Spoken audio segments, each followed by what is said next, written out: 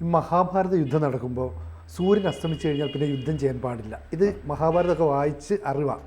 അതെന്താ? പക്ഷേ ഇപ്പോൾ ആധുനിക കാലത്ത് നടക്കുന്ന യുദ്ധത്തിൽ ഇത്തരത്തിൽ നിയതമായ നിയമങ്ങൾ വല്ലതും പാലിക്കുന്നുണ്ടോ? യുദ്ധത്തിന് നിയമങ്ങളുണ്ട്. ഇപ്പോൾ സൂര്യൻ അസ്തമിച്ചു കഴിഞ്ഞാൽ യുദ്ധം ചെയ്യാൻ പാടില്ല അല്ല, അത് നമ്മൾ മഹാഭാരതം അന്നായിരുന്നു. പിന്നെ വൈകുന്നേരം നമുക്ക് മനസ്സിലായത് യുദ്ധത്തിൽ ചില നിയമങ്ങൾ, പാണ്ഡവരുടെയും കൗരവരുടെയും ശിബിരങ്ങൾ തമ്മിൽ അങ്ങോട്ടും ഇങ്ങോട്ടും വൈകിട്ടാകുമ്പോഴത്തേക്ക് ഒരു യുദ്ധമില്ല, ആയുധം താഴെ വെക്കും, അങ്ങോട്ടും ഇങ്ങോട്ടും എന്ത് ചെയ്യും, തമ്മിൽ കാണും, വർത്തമാനം പറയും, മദ്യം കഴിക്കും, ആഘോഷങ്ങളിൽ പങ്കെടുക്കും. അങ്ങനെയൊക്കെയാണ് മഹാഭാരതത്തിലൊക്കെ നമ്മൾ കണ്ടിട്ടുള്ളത്. വൈകുന്നേരം സൂര്യൻ അസ്തമിച്ചു കഴിഞ്ഞാൽ യുദ്ധമില്ല. അപ്പോൾ പിന്നെ സുഹൃത്തുക്കളാണ്. അങ്ങനെയൊക്കെ യുദ്ധം ചെയ്യാൻ പറ്റുമോ?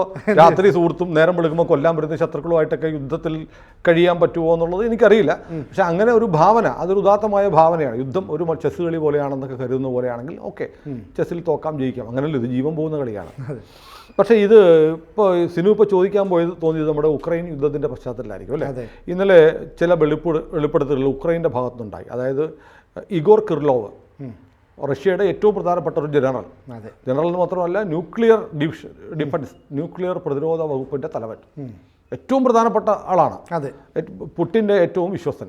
അദ്ദേഹം മോസ്കോയിൽ, റഷ്യയുടെ തലസ്ഥാനം, വേണമെങ്കിൽ അദ്ദേഹത്തിന് ലോകത്തെ ഏറ്റവും സുരക്ഷിതമായ സ്ഥലം റഷ്യയുടെ ക്യാപിറ്റലാണ്, അവിടെ വെച്ച് ഒരു ഇലക്ട്രിക് സ്കൂട്ടർ പൊട്ടിത്തെറിച്ച് കൊല്ലപ്പെടുന്നു. ഉക്രൈൻ്റെ രഹസ്യാന്വേഷണ ഏജൻസിയായ SBU അതിൻ്റെ ഉത്തരവാദിത്തം ഏറ്റെടുക്കുന്നു. എന്നിട്ട് SBU പറയുന്നത് ഇയാൾ റേഡിയോ ആക്റ്റീവായിട്ടുള്ള ആയുധങ്ങൾ, രാസായുധങ്ങൾ, ജൈവായുധങ്ങളൊക്കെ ഞങ്ങൾക്ക് നേരെ പ്രയോഗിച്ചിട്ടുണ്ട്. 1-2 തവണയല്ല, 4800 തവണ പ്രയോഗിച്ചിട്ടുണ്ട് എന്ന് പറയുന്നു. എന്ന് തിങ്കളാഴ്ച പറയുന്നു, ചൊവ്വാഴ്ച കൊല്ലപ്പെടുന്നു. SBU എന്ന് പറയുന്ന ഏജൻസി മൊസാദ് പോലെയോ അല്ലെങ്കിൽ CIA പോലെയോ, അതും അല്ലെങ്കിൽ നമ്മുടെ ഇന്ത്യയിലെ റോ പോലെയോ അത്ര പ്രശസ്തമൊന്നുമല്ല. പക്ഷേ ഇപ്പോൾ പഴയ KGB-കാരൻ, സോവിയറ്റ് യൂണിയൻ്റെ രഹസ്യാന്വേഷണ ഇത്തരം ഏജൻസി ചാരസംഘടനയായിരുന്നു KGB-യുടെ ഏജൻ്റായിരുന്നു, സൈനികനായിരുന്നു പുടിൻ, KGB ഏജൻ്റായിരുന്നു എന്ന് പറയുന്ന പോലെ KGB ബന്ധമുള്ള ആളുകൾ SBU-ൽ ഉണ്ടാകും. കാരണം ഉക്രൈൻ സോവിയറ്റ് യൂണിയൻ്റെ ഭാഗമായിരുന്നു. അപ്പോൾ SBU-വിനെ നയിക്കുന്നതും KGB തന്നെയായിരിക്കും. അതായത് പുടിൻ്റെയും ഉക്രൈൻ്റെയും സ്കൂളിംഗ് ഒരേ സ്കൂളിൽ പഠിച്ചവരാണ്. അപ്പോൾ അതുകൊണ്ട് തന്നെ അവർക്കും ഈ പണിയൊക്കെ അറിയാം. അവരുടെ പക്കൽ ന്യൂക്ലിയർ വെപ്പൺസ്, ആണവായുധങ്ങളില്ല എന്ന് മാത്രമേ ഉള്ളൂ. ഏതായാലും അവർ പറയുന്നത് ശരിയാണെങ്കിൽ 4800 തവണ ജൈവ രാസായുധങ്ങൾ പ്രയോഗിച്ചു എന്നാണ് ഉക്രൈൻ്റെ ആക്ഷേപം. അതിൻ്റെ കാരണക്കാരൻ ഇഗോർ കിർലോവാണ്. ഇഗോർ കിർലോവിനെതിരെ UK ഉൾപ്പെടെയുള്ള രാജ്യങ്ങൾ പ്രതിരോധം ഏർപ്പെടുത്തിയിട്ടുണ്ട്. കാരണം ഒരു വ്യക്തിക്കെതിരെ എങ്ങനെ പ്രതിരോധം ഏർപ്പെടുത്തുകയെന്ന് പറഞ്ഞാൽ അയാൾക്ക് തങ്ങളുടെ രാജ്യത്ത് വരാനുള്ള വിലക്ക് ഏർപ്പെടുത്തിയിട്ടുണ്ട്. ആ പ്രതിരോധം ഉണ്ടായിരുന്നു. പക്ഷേ ഇത് അങ്ങനെ ഏകപക്ഷീയമെന്ന് പറയാൻ പറ്റില്ല. കാരണം ഇഗോർ കിർലോവിൻ്റെ ഒരു വീഡിയോ പുറത്ത് വന്നിട്ടുണ്ട്. അതായത് ഇതങ്ങനെയൊന്നുമല്ല, ഉക്രൈൻ ഈ പണി ചെയ്യുന്നുണ്ടെന്നായിരുന്നു ഇഗോർ കിർലോവ്, അതായത് റഷ്യയുടെ defence, nuclear, radiological, biological, chemical ആയുധങ്ങളുടെ സേനയുടെ തലവനായിരിക്കുന്ന, ശ്രദ്ധിക്കണം ഞാൻ പറഞ്ഞ, ആണവായുധം, രാസായുധം, ജൈവായുധം ഇവയുടെ തലവനായിരിക്കുന്ന ഇഗോർ കിർലോവ് അതിനു മുമ്പ് ഒരു ആക്ഷേപം ഉക്രൈന് നേരെ പറഞ്ഞിട്ടുണ്ട്. ഉക്രൈൻ ഇത്തരം രാസായുധങ്ങൾ പ്രയോഗിക്കുന്നുണ്ട്. എന്നിട്ട് മാത്രമല്ല, യുക്രൈൻ മറ്റൊന്നുകൂടെ ചെയ്തിട്ടുണ്ട്. അമേരിക്കയുടെ സഹായത്തോടെ കൊതുകുകളെ, ഇൻഫെക്റ്റഡ് ആയിട്ടുള്ള കൊതുകുകൾ, അതായത് രോഗാണുക്കൾ വഹിക്കുന്ന കൊതുകുകളെ വൻതോതിലുണ്ടാക്കി റഷ്യയിലേക്ക് കടത്തിവിട്ടിട്ടുണ്ട് എന്ന് ഇഗോർ കിർലോവ് പറഞ്ഞിട്ടുണ്ട്.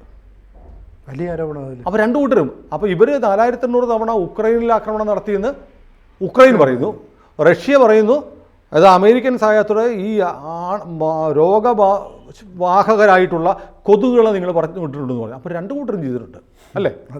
അപ്പോൾ നവനാസികളുടെ ഒരു കേന്ദ്രമാണ് ഇപ്പോൾ ഉക്രൈൻ. ശരിക്കും ഉക്രൈൻ യുദ്ധത്തിനുള്ള ഒരു കാരണം, റഷ്യ ചെയ്യാൻ കാരണം, ഹിറ്റ്ലറുടെ നാസി പാർട്ടി ഉണ്ടല്ലോ, അതിൻ്റെ പുതുരൂപം ഉക്രൈനിൽ വ്യാപകമാണ്, വളരെ ശക്തമാണ്. നവനാസികളുടെ കയ്യിലേക്ക് ഉക്രൈൻ പതുക്കെ പോയിക്കൊണ്ടിരിക്കുകയാണ്. അതിനെ പ്രതിരോധിക്കുക എന്നൊരു ലക്ഷ്യം കൂടി റഷ്യ ഉക്രൈനിൽ നടത്തുന്ന ആക്രമണത്തിന് പിന്നിലുണ്ട്. പല കാര്യങ്ങളുണ്ട്. ഒന്ന്, പാശ്ചാത്യ നാടുകളുടെ വിധേയത്വം. രണ്ടാമത്, നാറ്റോയിൽ മെമ്പർഷിപ്പിന് വേണ്ടിയിട്ട് അപേക്ഷ കൊടുത്തത്. മൂന്നാമത്, നവനാസികളുടെ വർദ്ധിച്ചു വരുന്ന സ്വാധീനം. അവിടെയുള്ള പല ഈ ആണവ കേന്ദ്രങ്ങൾ, ആണവ നിലയങ്ങളൊക്കെ ഉണ്ട്. ആണവായുധങ്ങളില്ലെങ്കിലും ഉക്രൈനിൽ ആണവ നിലയങ്ങളുണ്ട്. ആ മേഖലകളിലൊക്കെ നവനാസികൾ വർദ്ധിച്ചു വരുന്നു, അവർക്ക് സ്വാധീനം കൂടുന്നു എന്നുകൂടെ കണ്ടിട്ടാണ് ഈ ആക്രമണം നടന്നത്. പിന്നെ സ്വാഭാവികമായും ക്രിമിയ പിടിച്ചെടുത്തതുപോലെ ഭൂവിസ്തൃതി ഉണ്ടാക്കുക. അല്ലെങ്കിൽ ഇപ്പം തന്നെ ലോകത്തിലെ ഏറ്റവും വലിയ രാജ്യം റഷ്യയാണ്. ഇനിയും കൂടുതൽ ഭൂമി ഉണ്ടാക്കുക എന്ന് പറയുന്ന ഒരു ആശയം പുട്ടിനുണ്ട്. ഒരുപക്ഷെ പഴയ സോവിയറ്റ് യൂണിയൻ്റെ അത്രയും ഭൂവിസ്തൃതി തനിക്ക് വേണം. അത് പഴയ അസർബൈജാനും കിർഗിസ്ഥാനും ഒക്കെ ലിത്വാനിയയും ലാറ്റ്വിയയും ജോർജിയയും ഒക്കെ ഉൾപ്പെടെയുള്ള ഭൂപ്രദേശം തൻ്റെ ആയാൽ കൊള്ളാമെന്ന് പുതിയ കാലത്തെ സാർ ചക്രവർത്തിയെ പോലെ ഇരിക്കുന്ന പുട്ടിൻ ആഗ്രഹിക്കുന്നുണ്ടാവാം. അപ്പോൾ യുദ്ധത്തിൽ അനാശാസ്യമായ ആയുധങ്ങൾ ഉപയോഗിക്കുക എന്ന് പറയുന്നത് എല്ലാവരും ചെയ്തിട്ടുണ്ട്. ഒരുപക്ഷെ ഇന്ത്യയെ പോലുള്ള രാജ്യങ്ങളാണ് ഇത്തരം അധാർമികമായ കാര്യങ്ങൾ ചെയ്യാത്തത്. നമ്മൾ ഓർക്കുന്നില്ലേ കാർഗിൽ യുദ്ധം കഴിഞ്ഞപ്പോൾ അവിടെ നിന്ന് പാകിസ്ഥാൻ അവരുടെ ഭാഗത്തെത്തി കൊല്ലപ്പെട്ട നമ്മുടെ ഭടന്മാരുടെ മൃതദേഹങ്ങൾ തിരിച്ചു വന്നിരുന്നു. വികൃതമാക്കപ്പെട്ട മൃതദേഹങ്ങളാണ്. കണ്ണൊക്കെ ചൂഴ്ന്നെടുത്ത് നാവ് മുറിച്ച് കാത് മുറിച്ച് ഒക്കെ തന്നത്. പക്ഷെ നമ്മളോ വളരെ മാന്യമായി പ്രിസർവ് ചെയ്ത് അവരുടെ മൃതദേഹങ്ങൾ തിരിച്ചു കൊടുക്കാൻ തയ്യാറായപ്പോൾ അവർ മൃതദേഹം മേടിച്ചില്ല. വാങ്ങാതെ ഞങ്ങൾക്ക് വേണ്ട, ഞങ്ങളുടെ പട്ടാളക്കാരുടെ ശവമൊന്നും ഞങ്ങൾക്ക് വേണ്ട എന്ന് പറഞ്ഞു. അത്ര നെറുകേട് കാണിക്കുന്ന ഒരു രാജ്യമായിരുന്നു പാകിസ്ഥാൻ. എന്നിട്ട് നമ്മളെന്ത് ചെയ്തു?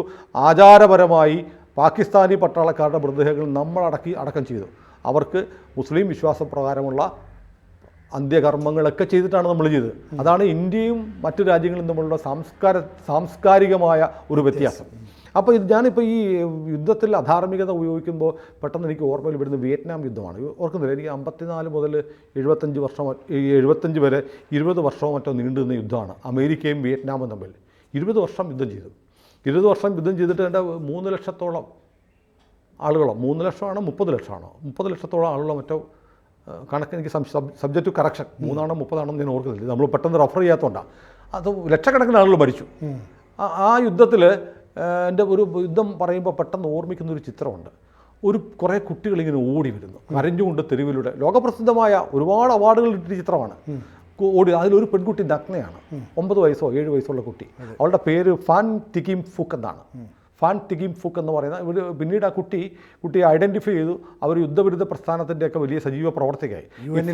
അതെ, ഫാൻ തിക്കിം ഫുക്ക് എന്ന പെൺകുട്ടി കൂട്ടുകാരോടൊപ്പം സ്കൂളിലോ കളിസ്ഥലത്തോ മറ്റോ നിൽക്കുമ്പോഴാണ് അമേരിക്ക നിരോധിതമായ നാപ്പാം ബോംബ് പ്രയോഗിക്കുന്നത്. നാപ്പാം ബോംബ് ഈ ഫോസ്ഫറസ് ഒക്കെ അടങ്ങിയ ബോംബാണെന്ന്.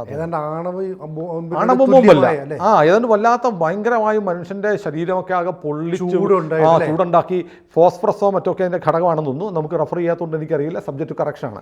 അപ്പോൾ നമ്മളിപ്പോൾ പെട്ടെന്ന് ഓർമ്മിച്ച് പറയുകയാണ്. ആ പെൺകുട്ടിയുടെ വസ്ത്രങ്ങൾക്കൊക്കെ എല്ലാം തീ പിടിച്ചു. അങ്ങനെ തെരുവിലൂടെ കരഞ്ഞുകൊണ്ട് ഓടുന്ന ചിത്രം ലോകത്ത് യുദ്ധവിരുദ്ധതയ്ക്കെതിരെ ഇന്നും ഉപയോഗിക്കുന്ന ചിത്രമാണ്. അപ്പോൾ നോക്കൂ, ഈ അമേരിക്ക ഉപയോഗിച്ചിട്ടുണ്ട് നിരോധിതായുധങ്ങൾ. ഈ അമേരിക്ക പിന്നെ വേറൊന്നും ചെയ്തു. ഈ യുദ്ധം എന്ന് പറഞ്ഞാൽ ഞാൻ വിയറ്റ്നാമിൽ സമീപകാലത്ത് പോയിരുന്നു. വിയറ്റ്നാമിൽ ചിലയിടത്തൊക്കെ അന്നത്തെ വിയറ്റ്കോങ് എന്ന് പറയുന്ന അവിടുത്തെ ഗറില്ലകളാണ് യുദ്ധം ചെയ്തത്. കമ്മ്യൂണിസ്റ്റ് ഗറില്ലകൾ.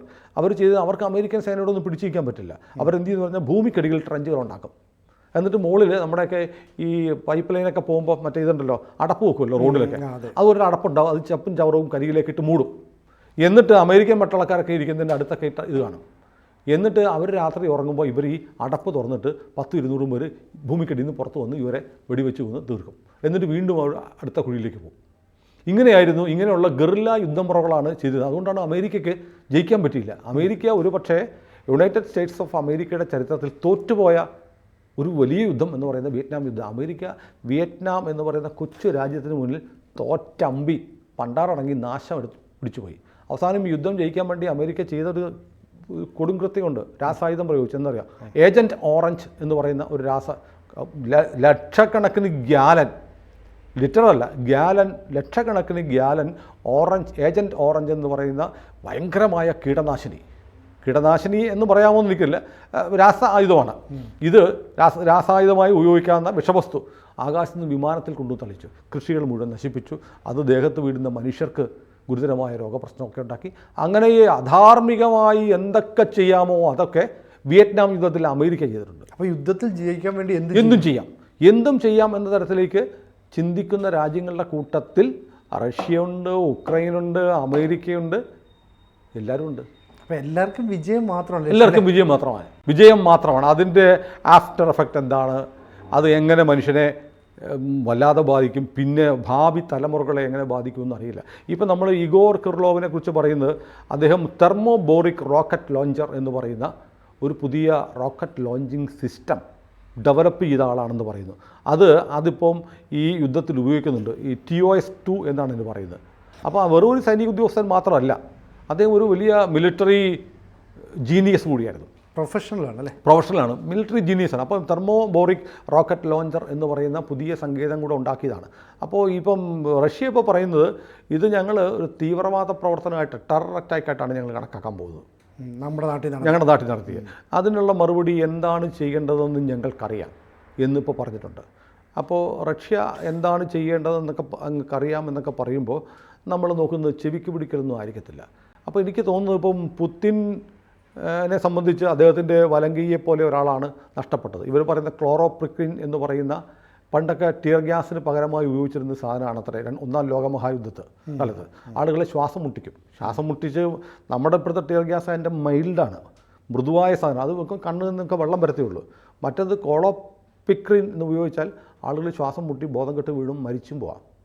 ഈ ക്ലോറോപ്രിക്വിൻ എന്ന് പറയുന്ന രാസവസ്തു വ്യാപകമായി ഉക്രൈനിൽ റഷ്യ ഉപയോഗിച്ചു എന്നാണ് ഉക്രൈൻ്റെ ആക്ഷേപം. അപ്പോൾ ഏതായാലും ഇഗോർ കിർലോവിൻ്റെ കൊലപാതകം ഗുരുതരമായ പ്രത്യാഘാതം ഉണ്ടാക്കുമെന്നാണ് പൊതുവെ വിലയിരുത്തപ്പെടുന്നത്. പുട്ടിൻ്റെ വലങ്കൈയായിരുന്നു. മാത്രമല്ല, പുട്ടിന് വലിയ അപമാനകരമാണ്. കാരണം അദ്ദേഹത്തിൻ്റെ ഊക്കിന് കീഴെ മോസ്കോയിൽ വന്നിട്ടാണ് നടന്നത്. അതുകൊണ്ട് വലിയ വ്യാപകമായ പ്രത്യാഘാതം ഉണ്ടാക്കുന്ന ഒരു നടപടി റഷ്യയുടെ ഭാഗത്തുനിന്നുണ്ടാകുമോ, അതിൻ്റെ ഇര ഒരുപക്ഷേ സെലൻസ്കി തന്നെ ആയിരിക്കുമോ എന്ന് പോലും പലരും സംശയിക്കുന്നുണ്ട്. ഒരുപക്ഷെ സെലൻസ്കിയുടെ നാളുകൾ ജനുവരി 20 മുമ്പ് എണ്ണപ്പെട്ടോ? ജനുവരി 20 ശേഷം യുദ്ധം അവസാനിക്കാനുള്ള സാധ്യതയുണ്ട്. ഇന്നലെയും പുട്ടിനോട് ട്രംപ് ടെലഫോണിൽ സംസാരിച്ചു എന്ന് വാർത്തകൾ വരുന്നുണ്ട്. അവർ തമ്മിൽ ഒരു അത്യാവശ്യം നല്ല ബന്ധവുമുണ്ട്. അപ്പോൾ ഈ ഉക്രൈന് സഹായമൊക്കെ നൽകുന്നത് ഈ നാറ്റോ ആണെങ്കിൽ റഷ്യയുടെ അറ്റാക്കിന് നാറ്റോ അല്ല, അതൊരു പുതിയ ഡെവലപ്മെൻറ്റ് വന്നിട്ടുണ്ട്. അതാണ്, അതുകൂടെ പറഞ്ഞ് നമുക്ക് അവസാനിപ്പിക്കാം. ഇനിയിപ്പോൾ അമേരിക്ക ആയിരിക്കില്ല ഉക്രൈന് സാമ്പത്തികവും സൈനികവുമായ സഹായങ്ങൾ നൽകുന്നത് കോർഡിനേറ്റ് ചെയ്യാൻ പോകുന്നത് എന്നിപ്പോൾ തീരുമാനം വന്നിട്ടുണ്ട്. അമേരിക്കയില്ല, അത് കോർഡിനേറ്റ് ചെയ്യാൻ അമേരിക്കയില്ല, അത് നാറ്റോ ചെയ്യുമെന്നാണ് പറയുന്നത്. നാറ്റോ എന്ന് പറയുന്നത് അമേരിക്ക ഏതാനും രാജ്യങ്ങളെ കൂട്ടിച്ചേർത്തുണ്ടാക്കിയിരിക്കുന്ന ഒരു സൈനിക സഖ്യമാണ്. പരസ്പരം ആക്രമിച്ചാൽ സംരക്ഷിക്കുമെന്നുള്ള ഒരു കരാറുള്ള സംഘടന. അപ്പോൾ ആ സംഘടന ഇനി പറയുന്ന അതിലെ അംഗമായ മേജർ റോൾ വഹിക്കുന്ന അമേരിക്ക പറയുന്നു, ഇനി ഉക്രൈന് സൈനിക സാമ്പത്തിക സഹായം കൊടുക്കുന്ന കാര്യങ്ങൾ കോർഡിനേറ്റ് ചെയ്യാൻ ഞങ്ങളില്ല, അത് വേറെ ആരെങ്കിലും ചെയ്തോട്ടെ, നാറ്റോ എന്ന് പറയുന്ന സംഘടന ഇനി ചെയ്തോളും എന്ന് പറഞ്ഞാൽ പതുക്കെ അമേരിക്ക പിന്നാക്കം പോവുകയാണോ എന്നൊരു സൂചനയുണ്ട്. കാരണം ഇന്നലെ ട്രംപ് ബൈഡനെതിരെ ആഞ്ഞടിച്ചിട്ടുണ്ട്. ഞാൻ വരുമെന്ന് ഉറപ്പിരിക്കെ ദീർഘദൂര മിസൈലുകൾ ഉപയോഗിക്കാൻ ഉക്രൈൻ അനുവാദം കൊടുത്തത് ശുദ്ധ തെമ്മാടിത്തരമാണ്, ഞാൻ വന്നാൽ ഉടനെ പിൻവലിക്കും എന്നും പറഞ്ഞിട്ടുണ്ട്. അപ്പോൾ സെലൻസ്കിയുടെ നാളുകൾ, ഉക്രൈൻ്റെ നാളുകൾ പതുക്കെ എണ്ണപ്പെടുകയാണെന്നാണ് പുതിയ ജിയോ പൊളിറ്റിക്കൽ സിനാറിയോ സൂചിപ്പിക്കുന്നത്. കൂടുതൽ വാർത്തകളും വിശേഷങ്ങളും നിങ്ങളിലേക്ക് എത്താൻ ABC മലയാളം സബ്സ്ക്രൈബ് ചെയ്യുക, ബെൽ ബട്ടണും അമർത്തുക.